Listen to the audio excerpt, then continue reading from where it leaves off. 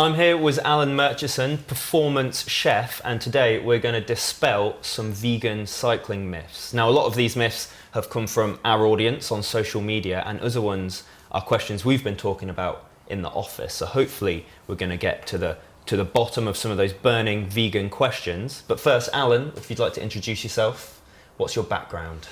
I started off as an elite runner as a young lad, then gave that up a number of years ago, and I spent 25 years plus working in Michelin star restaurants and kitchens and running my own business.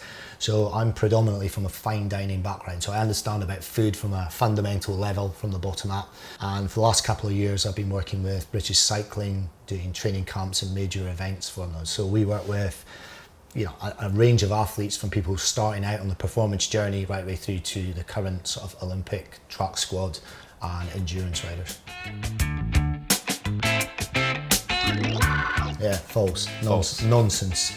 You want the calories, man, just rinse yourself full of nuts. You can have all the calories you want in nuts. If you want to increase the calorie content of any meal or any nuts, if you're having, say, overnight oats, handful of nuts, you're going to rack the calorie content up by about 40%.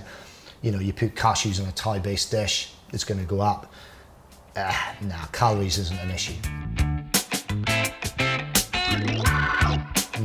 Good question, that.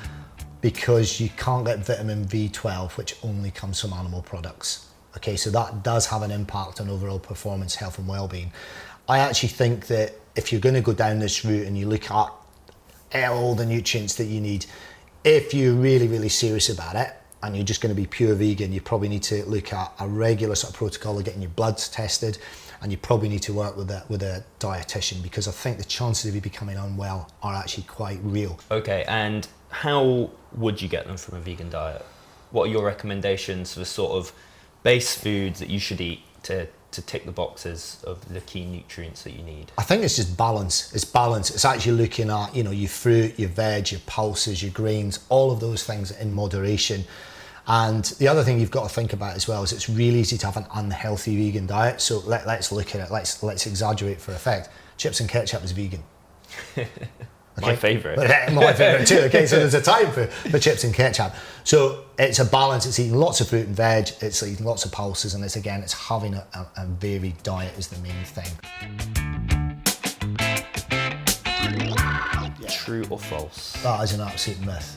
There's actually some really good vegan sort of protein recoveries products available now. Now, actually, if you look at the replenishment of glycogen stores, actually a vegan diet is just optimal for that, because it's predominantly carb based. So I would say of all the myths out there, that one is an absolute slam dunker. You can actually recover fine on a vegan diet. There's an argument that whey protein is still the most effective, but to be honest, if you're going down this route, this is probably the thing you have to worry about the least.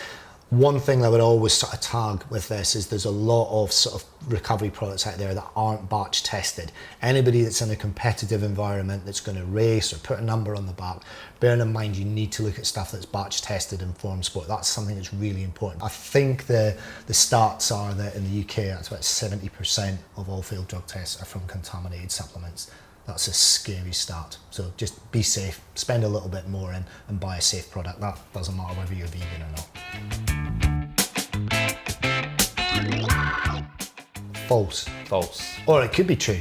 Glad we cleared that one up. Yeah, depends how much of you have. Anything in excess is bad for you. So if we were drinking 5 litres of soy milk a day, you're going to have issues of some sort of an hour. Again, as part of a balanced diet, it shouldn't be an issue. Like, we mix up the milk that we have in here because I like different milks. When I have chocolate soya milk, because I quite like it to make a sort of chocolate birch and muesli. So I think as long as you're not having too much of it, then it shouldn't be a problem. This sort of myth came about because, soy products contain estrogen, and estrogen in soy products is sort of similar to sort of female hormones, but there is slight differences, and as long as you're not having too much of anything, it shouldn't be an issue. But you're not going to have a glass of soy milk and suddenly develop breasts. False if you're ready. I think if you look at it, my big thing is that you need to actually have your food and your training aligned.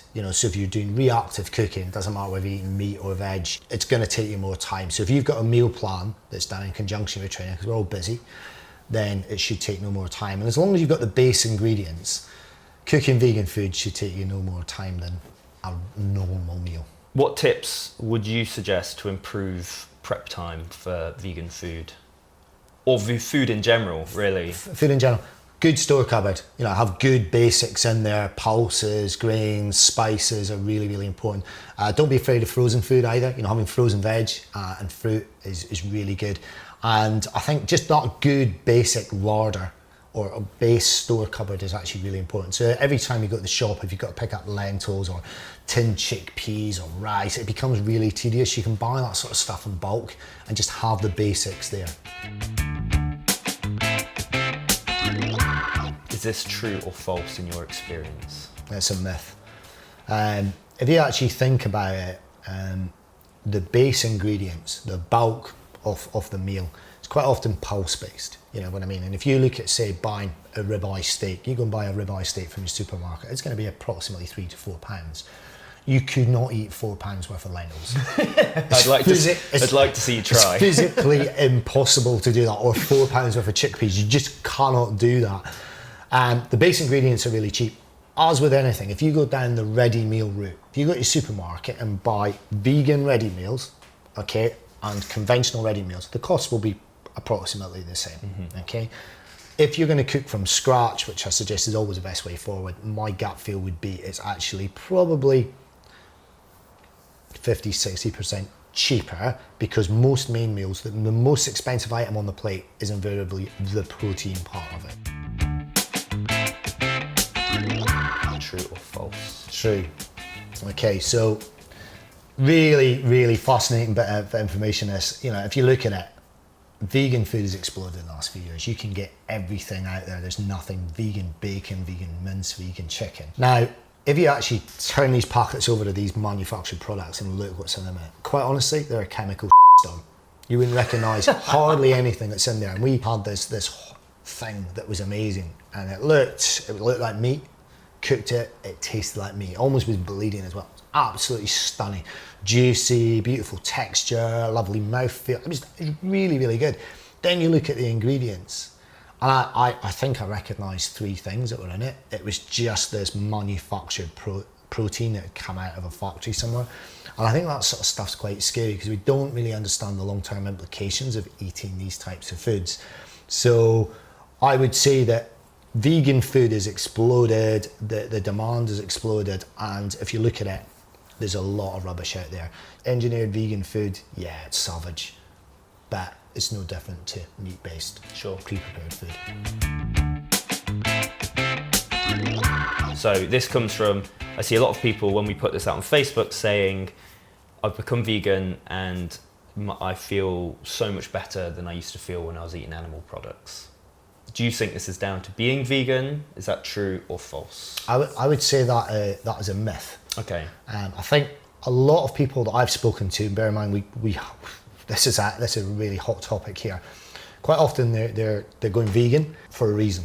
Okay, they're going vegan because maybe it's a weight management thing, or they want to change some things in their life. So if you've got a really bad diet and you're then changing it to veganism, you know, of course you're going to feel better.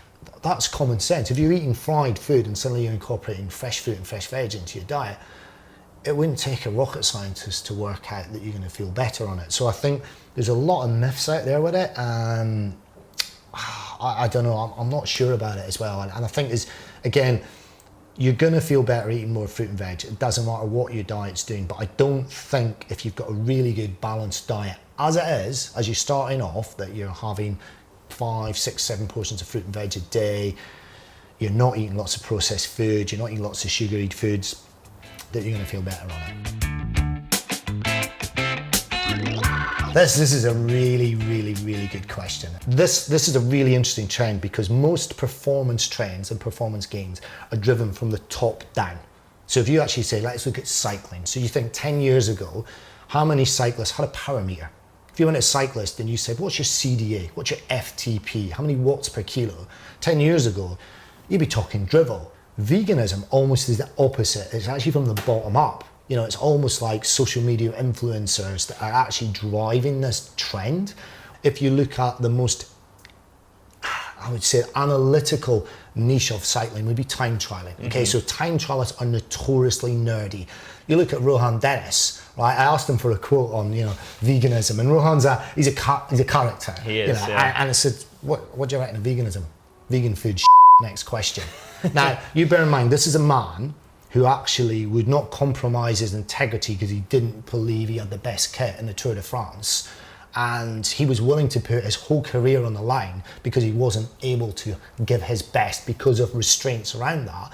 You don't become double world time trial champion without being anal about everything. So we've said that you can easily get enough calories from vegan food. You can easily recover from vegan food, and you can pretty much hit all of your nutritional bases from vegan food. Yeah. Is the only thing blocking that at a world tour level the mentality of professional athletes rather than their worries about sort of like the nutritional validity of being vegan? Pro cycling is a hugely competitive environment. They might have a 2-year contract. They've got to keep the momentum going. It's probably one of the most precarious professional sports you're ever going to have to do. So if there was cast iron evidence that there was performance gains, they'd be doing it. Looking at current best in class, at the Worlds, is very little in there. And again, if you look at, say, the British Olympic squad, and you look at anybody that's on the podium squad that's going to a World or Olympics, in that space there's one vegetarian, and I know for a fact that that's on ethical grounds. It's ethical, that's why there's not. So if you actually, and again, you look at all the Olympic athletes, the guys that have medalled in Rio, London and everything, how many veggies are there? Vegans, there's a handful. So I think that speaks volumes for why. So there you go, those are 9 vegan myths that Alan here has busted wide open. Thanks very much for that, Alan. I'm sure that is going to bring in the comments fast down in the section below. If you have enjoyed this video or it sparked any further questions that you would like answering, then please do leave them in the comment section below. And don't forget to like and subscribe to the Cycling Weekly YouTube channel. But from us, that's everything. Thanks very much, Alan. Pleasure. And we'll see you next time.